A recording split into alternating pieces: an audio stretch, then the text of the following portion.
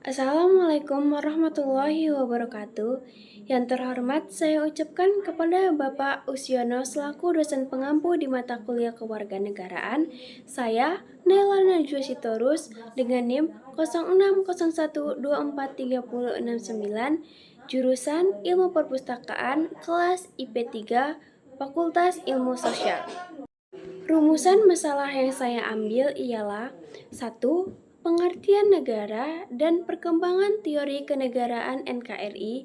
Yang kedua, bagaimana hubungan agama dan negara dalam pandangan Islam. Yang ketiga, bagaimana hak dan kewajiban warga negara. Dan yang keempat, upaya yang harus kita lakukan agar hubungan agama dan negara dalam pandangan Islam bisa berkembang, dan juga upaya yang harus kita lakukan untuk mendapatkan hak dan kewajiban kita sebagai warga negara NKRI. Pengertian negara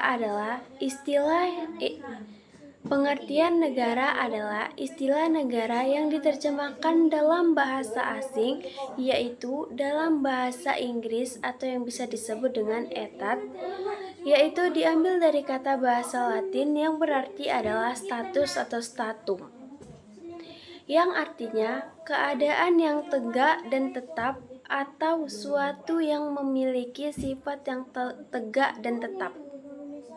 Negara adalah organisasi dalam suatu wilayah yang dapat memaksakan kekuasaannya secara sah terhadap golongan kekuasaan lainnya, dan yang dapat menetapkan tujuan-tujuan dari kehidupan bersama. Negara menetapkan cara-cara dan batas-batas sampai di mana kekuasaan itu berada. Perkembangan teori kenegaraan NKRI. Negara sebagai suatu entitas adalah suatu yang abstrak. Adapun yang tampak sebagai keberadaannya adalah unsur-unsur negara yang berupa rakyat, wilayah, dan pemerintah. Karena itu, salah satu unsur dari negara adalah rakyatnya. Warga negara adalah bagian dari negaranya. Bukan seseorang sebagai warga negara menciptakan hubungan yang kompleks berupa peranan, hak, dan kewajiban yang bersifat timbal balik. Teorinya ialah 1. Proses perjuangan kemerdekaan dengan pembentukan ide-ide dasar yang diciptakan. Kedua adalah terjadinya negara adalah kehendak rakyat yang menentang teori kelas. Hubungan agama dan negara dalam pandangan Islam. Hubungan agama dan negara dalam konteks Islam masih menjadi perdebatan yang intensif di kalangan para pakar Muslim hingga kini. Menurut Azayumardi Azra, perdebatan itu sudah berlangsung sejak 1 abad dan masih berlangsung sampai sekarang. Menurut Azra, ketegangan perdebatan tentang hubungan agama dan negara dalam Islam disulut oleh hubungan yang agak canggung antara Islam dan agama lainnya. Dan dalam politik dahlah. Sedangkan contoh kewajiban yang melekat pada setiap warga negara sendiri ialah kewajiban membayar pajak sebagai kontrak utama adalah negara dengan warga negaranya, membela tanah air dan mempertahankan identitas kita.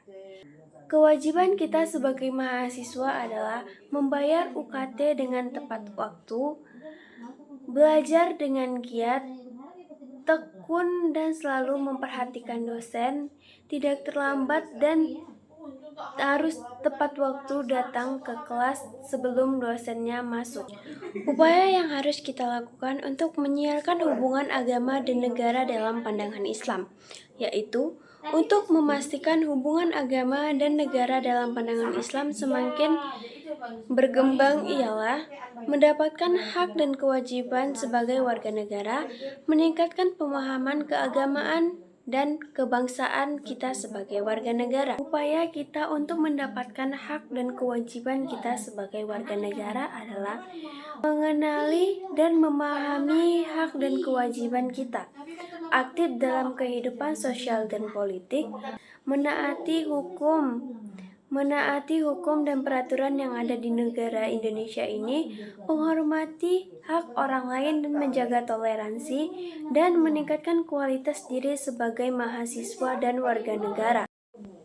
Kesimpulan yang dapat saya ambil dari PPT dan materi yang saya bawakan ini ialah, secara umum, agama diartikan sesuatu dengan pengalaman dan penghayatan individu terhadap agama yang dianutnya. Agama adalah kepercayaan kepada Tuhan Yang Maha Esa, serta hukum-hukum yang diwahyukan kepada utusannya agar penganutnya bisa hidup bahagia di dunia maupun di akhirat. Sedangkan negara adalah suatu organisasi dalam suatu wilayah yang merupakan alat untuk mengatur organisasi dalam suatu individu serta menetapkan tujuan hidup bersama dalam wilayah tersebut. Ada beberapa pandangan tentang hubungan agama dan negara, diantaranya yaitu menurut paham teokrasi, paham sekuler, dan pemahaman lainnya. Sekian dari presentasi yang saya bawakan, lebih dan kurangnya saya mohon maaf. Saya akhiri, wabillahi taufiq wal hidayah. Wassalamualaikum warahmatullahi wabarakatuh.